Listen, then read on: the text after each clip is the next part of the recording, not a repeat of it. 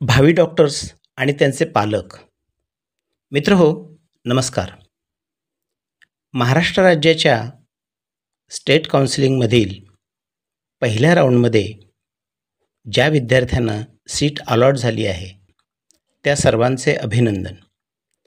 आणि ज्यांना seat allot झाली नाही त्यांनी नाराज होण्याचं कारण नाही, कारण अजून स्टेट काउन्सिलिंगचे 3 राऊंड्स बाकी आहेत.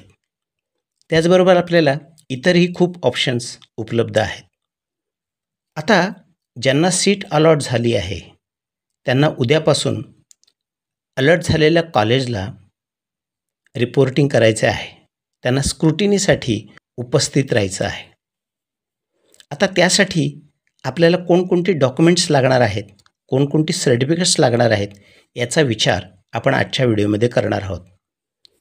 मित्रो, तुम्ही CET सेलने जे ब्रोशर टाकलेलं आहे 328 पानांचं हे ब्रोशर्स तुम्ही नीटपणे वाचणं गरजेचं आहे.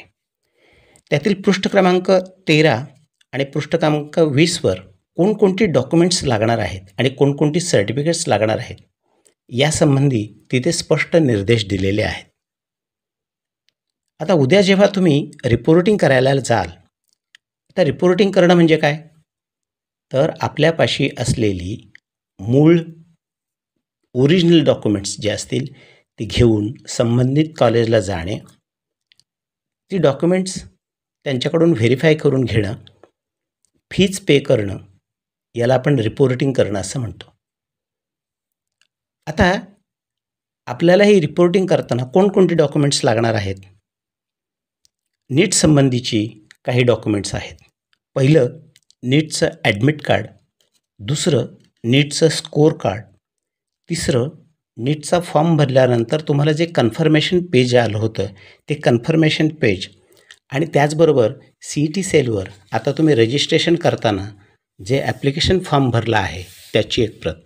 ही नीट संबंधीची डॉक्युमेंट्स तुम्हाला तिथे लागणार आहेत. त्यानंतर आणखी काही महत्त्वाची डॉक्युमेंट्स लागणार आहेत. त्याच्यामध्ये एक पहिलं आहे नॅशनॅलिटी सर्टिफिकेट आणि दुसरं आहे डोमिसाईल सर्टिफिकेट. आपण जेव्हा डोमिसाईल सर्टिफिकेट काढतो तेव्हा त्याच्यावरच राष्ट्रीयत्व आणि अधिवासाचे सर्टिफिकेट्स असं स्पष्टपणे म्हटलेलं असतं.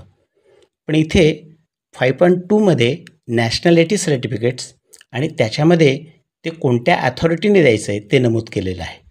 तो जिल्हा न्यायदंडाधिकारी जो असेल त्याच्याकडनं ते आपल्याला प्राप्त केलं पाहिजे. डोमिसाईलच्या बाबतीत देखील तसंच म्हटलं आहे.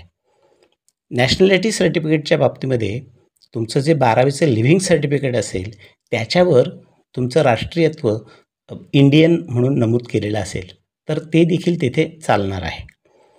यानंतर डोमिसाईल सर्टिफिकेट, 10वी आणि 12वीचे मार्कशीट्स आणि त्याचे सर्टिफिकेट्स, शिवाय तुमचं मेडिकल फिटनेस, तुमचा जो कोणी फॅमिली डॉक्टर्स असेल त्याच्याकडून तुम्ही तुमच्या मेडिकल फिटनेसचं सर्टिफिकेट एक घेऊन ठेवलं असेल ते, त्यानंतर आधार कार्ड, या गोष्टी सर्वच उमेदवारांना लागणार आहेत. आता त्यातून ज्यांनी वेगवेगळ्या प्रकारचे रिझर्वेशन्स आहेत तर त्या रिझर्वेशन्समधून सीट अलॉट झालेल्या विद्यार्थ्यांना पुढील काही सर्टिफिकेट्स लागणार आहेत.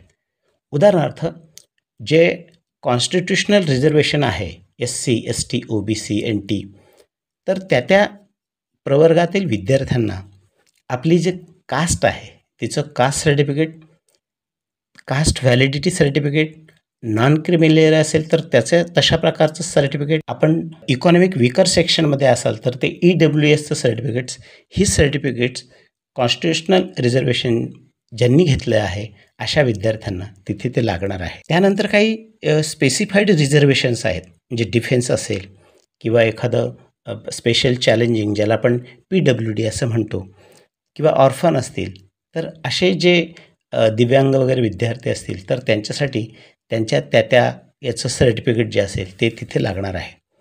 शिवाय जे मायनॉरिटीजमध्ये आहेत, अल्पसंख्याक किंवा काय, तर त्याच्या संबंधीचं सर्टिफिकेट देखील त्या विद्यार्थ्यांना तिथे लागणार आहे. विद्यार्थी मित्रो, ही सर्व ओरिजिनल सर्टिफिकेट्स आणि त्याचे किमान आपल्यापाशी 3 सेट्स झेरॉक्सचे, त्याचबरोबर पासपोर्ट साईजचे फोटो, या सगळ्या गोष्टी आपल्यापाशी असल्या पाहिजेत. तुम्ही जेव्हा त्या कॉलेजमध्ये डॉक्युमेंट व्हेरिफिकेशनसाठी जाल तेव्हा ही सगळी पूर्वतयारी करून तुम्ही आधी तिथून तिथे उपस्थित राहायचं आहे.